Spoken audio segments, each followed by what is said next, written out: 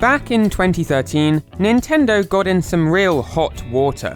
Their new game, Tomodachi Life, allowed guys and girls to get into relationships and even marry. But if you were two guys or two girls, you were completely excluded from any kind of romance.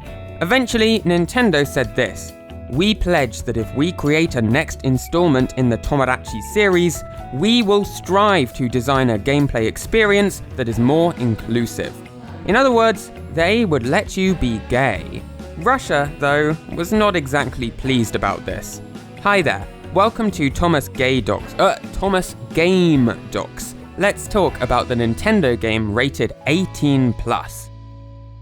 So, a few years after Tomodachi Life was released, and Nintendo made their big gay promise, the company did indeed start working on a follow-up of sorts. While Miitopia isn't exactly a sequel, it certainly follows in Tomodachi Life's footsteps.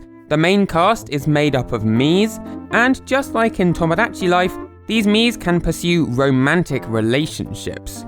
And this is where Nintendo had to decide whether they'd follow the pledge they made 3 years ago. You see, going back to that Tomodachi Life controversy, Nintendo first released a terrible response. Nintendo never intended to make any form of social commentary with the launch of Tomodachi Life. We hope that all of our fans will see that Tomodachi Life was intended to be a whimsical and quirky game, and that we were absolutely not trying to provide social commentary. Being gay is not social commentary! That statement was received pretty badly, as you might expect, and Nintendo of America hurriedly rushed out a new statement days later. We apologize for disappointing many people by failing to include same-sex relationships in Tomodachi Life. Then, they promised to include them in future games. So, this pledge actually came from Nintendo of America, not Nintendo of Japan, the people who make the games. So, it was kind of up in the air when the game was released, whether or not Nintendo's promise would be kept. But to many people's surprise, same-sex relationships were included in the game.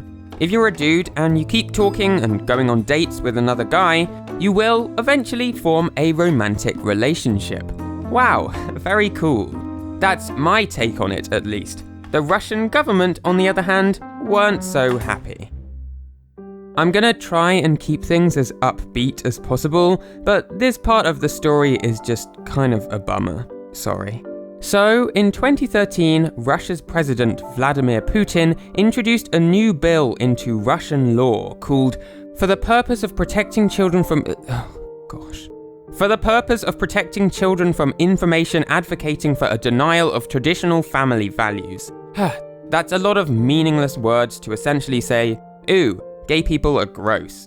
Yeah, so the bill makes it illegal to promote homosexuality to children, which means if you teach kids about gay people, or even just tell them that gay people are a thing that exists, then you can be hit with a huge fine, or be sent to prison, or even be kicked out of Russia entirely. I obviously don't need to explain what's so horrific about that. There are hundreds of thousands of gay kids in Russia with no one to turn to in their life.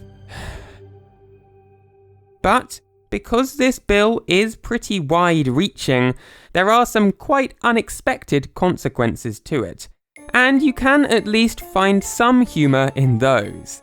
Because of the bill, a bunch of completely random games that just happen to include homosexuality are given 18 age ratings, like The Sims 4 and Stardew Valley, which both let players form relationships with people of any gender, are slapped with hilariously ill-fitting 18 age ratings. Even FIFA 17 is banned, not because players on your team can hook up or anything, but because you can choose to wear rainbow shoelaces.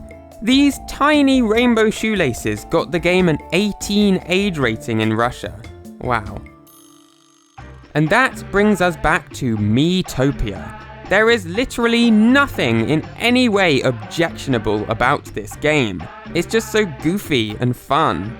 But because you can form gay relationships with your party members, according to Vladimir Putin, president of Russia, the game is no longer suitable for kids, and it got slapped with the least justified 18 age rating I've ever seen in my life.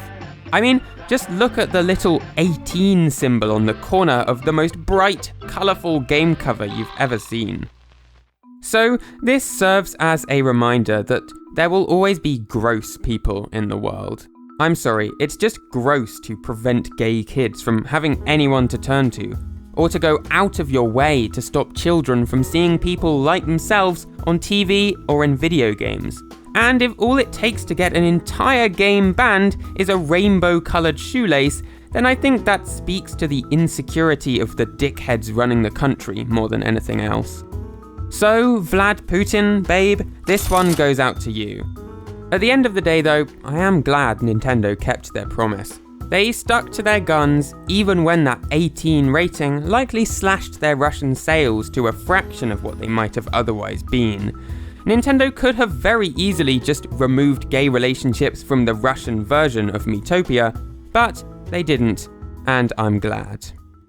Thanks for watching this video to the end. It's a bit more serious than my videos normally are, but I felt like this was something important to talk about. Next week's video will likely be a little lighter, so subscribe if you want to see that as soon as it's done. Bye!